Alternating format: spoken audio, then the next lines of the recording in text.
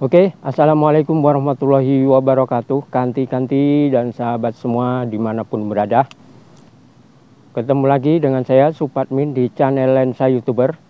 Dan pada kesempatan yang baik ini kita akan melihat atau mereview progres di gerbang tol Pijoan ya.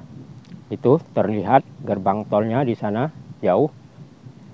Nah, jadi di Pijoan ini ada gerbang tol, ada exit tol, ada interchange. Nah, di kilometer 21 Jalan lintas Jambi Palembang. Sedangkan tolnya adalah tol ruas Tol Betung Jambi atau Betung Jambi BETEJAM Seksi 4. Ini di STA sekitar 170 ya, STA Betung Jambi.